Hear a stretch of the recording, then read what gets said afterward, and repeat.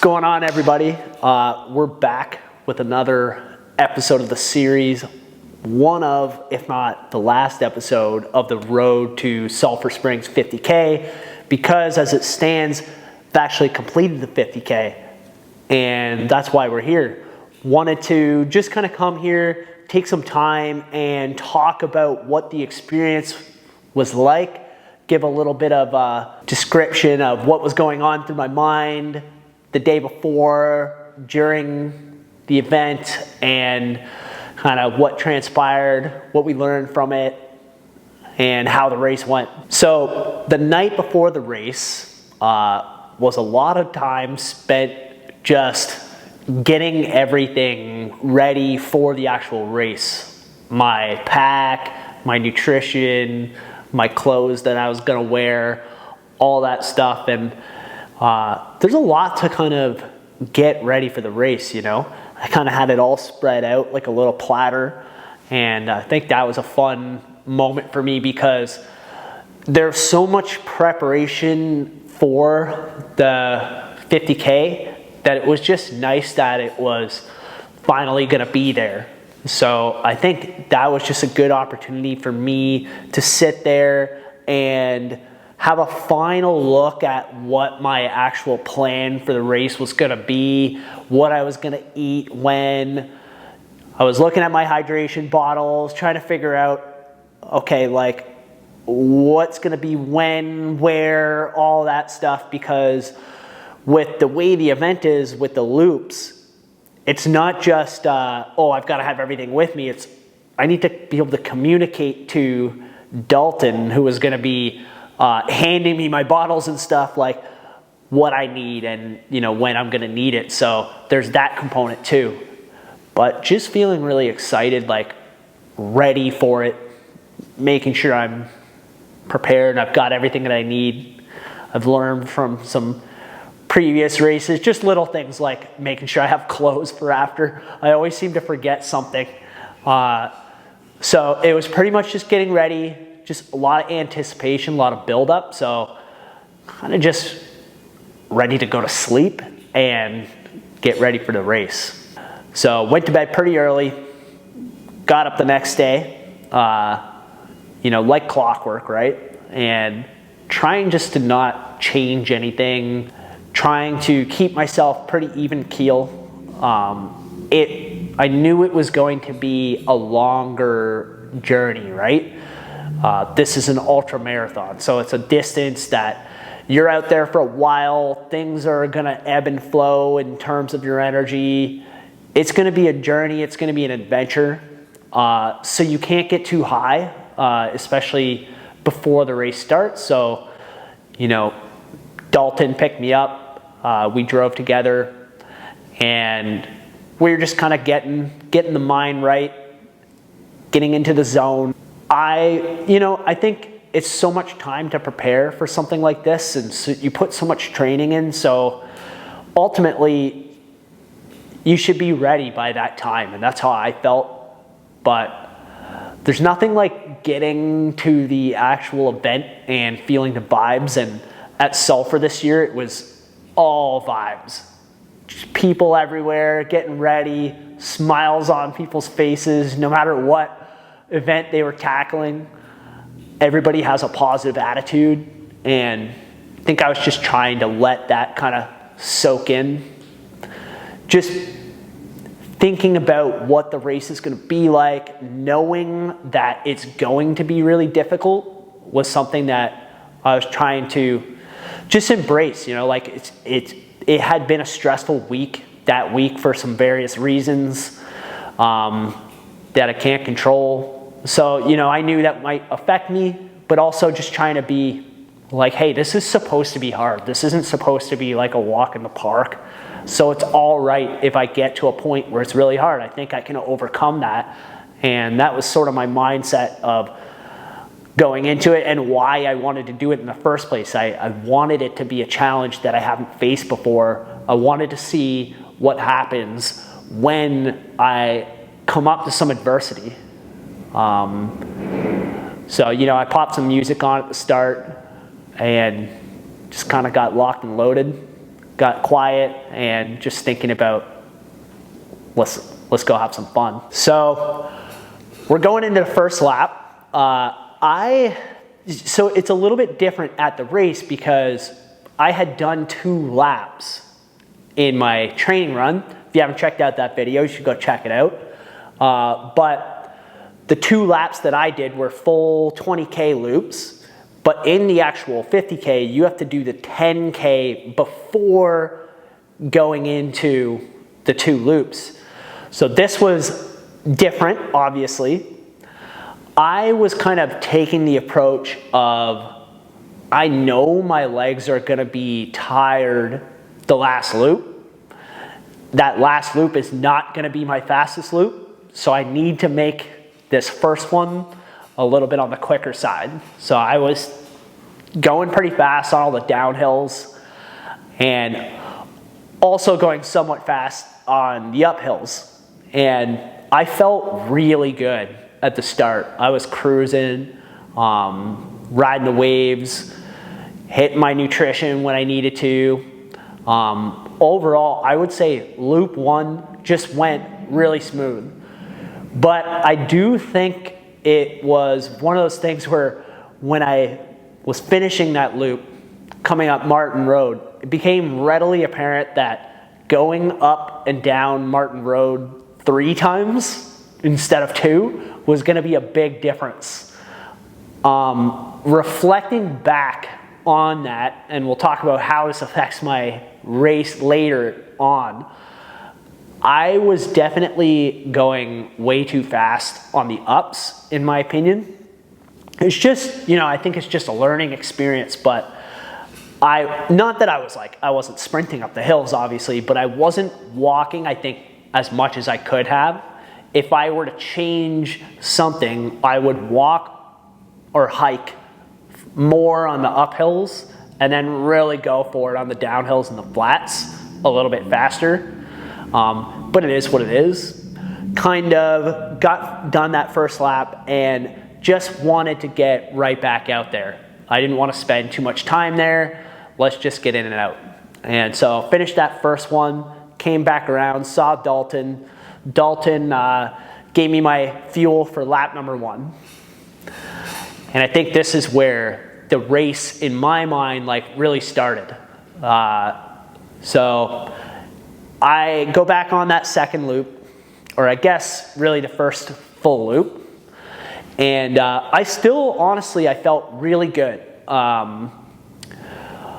It felt very similar to how my training run went. And I kept pretty much the same pace that whole route. So I finished that. I'm coming up the hill to close out the first full loop, so 30K. And that second time coming up the hill was pretty intense. But I think what's cool about this race is where you finish, it's pretty spectator friendly. So everyone's there. So many people that I knew, people on our relay team are there. It's super hype, and I was just feeling really energized at that point. I think the crowd helps to give a little bit of extra boost. So I finished that lap, and I was feeling it. I was like, I saw our cameraman there, and I think maybe we can flash back to the clip, but I threw him one of these. So I was even doing this, trying to get the crowd to get behind me. I'm feeling really good. And I loop around, I see Dalton, and he's kind of encouraging me, hey, your pace is going really well. You're going strong. That was awesome. Honestly, at that point, I was like, oh, I'm gonna crush this third lap. That's how I felt. I was holding the pace that I had sort of intended. I was aiming for something around 5 hours and 30 minutes. Was if I could get that, that would be awesome. And I was on pace for actually a little bit faster than that at that point. And so I head out, and I'm still sending it on the downhills. So at that third lap, I got, if you know the course, done about the first half of the main loop. and still feeling good. Start getting a little bit like tired, but no big deal on the back half of that main loop. I get to about 40K in the course, and I definitely hit a wall. This is where things changed a lot for me. I started getting muscle cramping. I think I saw Dalton. Dalton kind of came down just to say hi. Maybe we can see that clip too. And just to see how I was doing. And at that point, I just started getting a lot of muscle cramping, where basically like my calf was just seizing up when I would try to run. And so this was a bit demoralizing, because I was like, okay, well, I have 10K left, and not just 10K, but I also have a lot of climbing and descending. At that point is like pretty much the most hilly part of the course.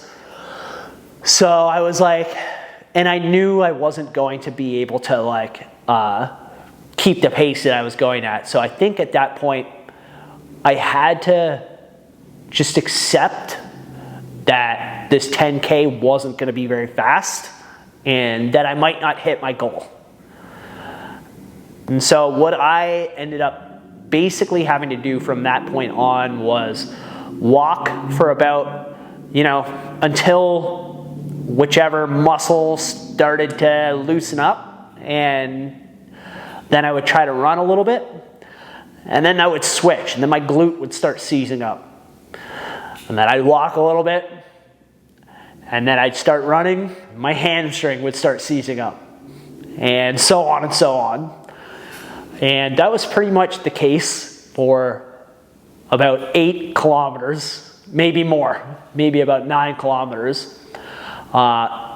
Getting passed by people and whatnot, it's all good, but this was kind of like just forcing you. You get your mind goes into some interesting places at that point. But I think, and what I was going through at that time was, well, this is what I wanted to be experiencing. I wanted to see what happens when things get really difficult, and what is that like.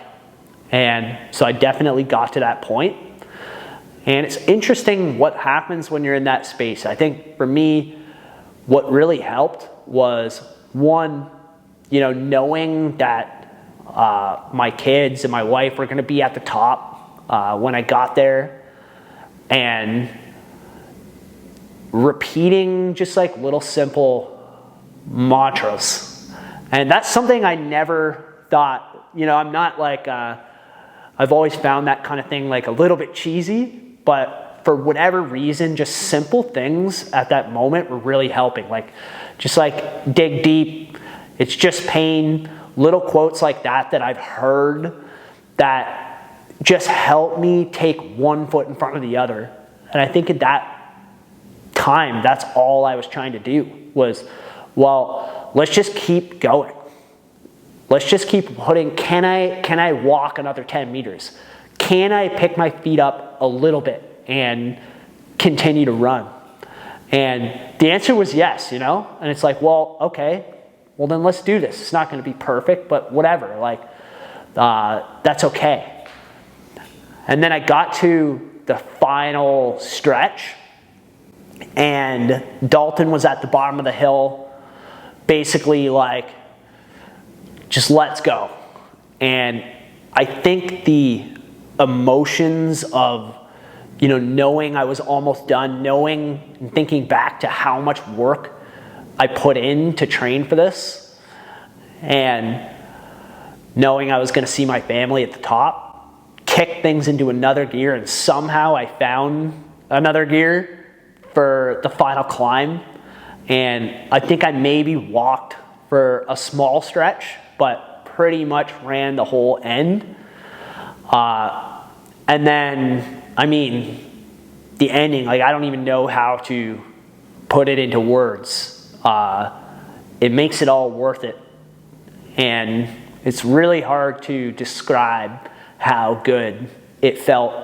And I think it was just, knowing that I was capable of getting through the adversity that I encountered during the race, and just, I don't know, I guess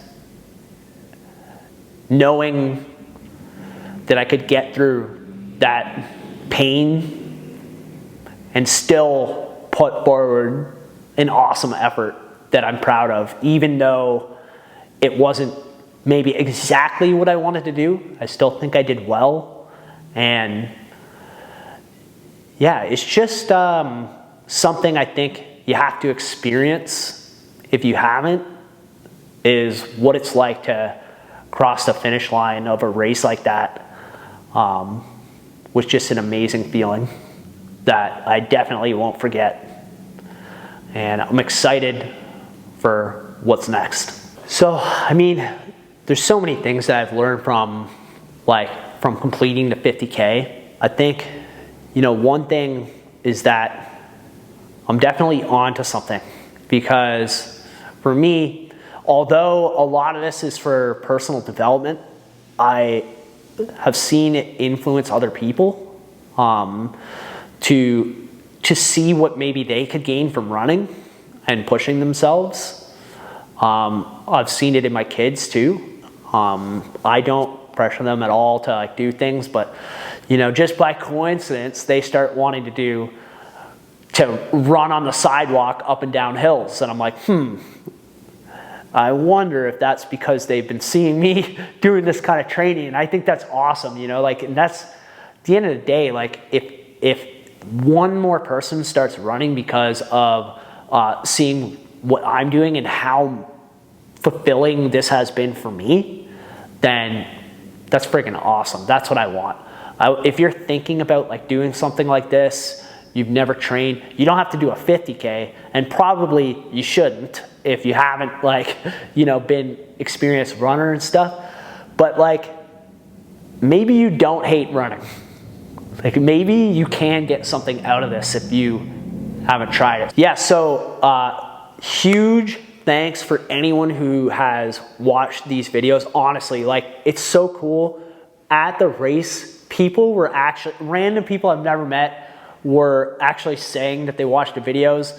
If that's you, big props. I really appreciate you. That actually really helped motivate me for the run as well. Just knowing that people actually watch this video, that's so cool. And I really hope that if you watch this, that you gain some insight, and we're gonna keep going. We're gonna keep doing more of these types of series. In fact, I've got something coming up next. My next goal is to run the Road to Hope Marathon. I actually literally just signed up today. So I'm gonna be running that. That's the first weekend of November here in Hamilton. So gonna be doing that. So my goal is I'm gonna hold back on what my specific goal is, but I will have one for you. And, but essentially, I will be I'll give you a little taste. I'm trying to beat my last marathon goal. So I'm trying to improve how fast I run. That's the bottom line. So last time I got 3:52 on the marathon. So something better than that. That's what's next. And then in terms of the ultra marathon trail running, that's yet to be decided. We'll make that determination later, but in 2026. And we're also going to be doing a different series that's more around Dalton's High Rocks training. So I'm just excited to start working with him on that and also following that journey. So lots of stuff upcoming, and can't wait to get into it.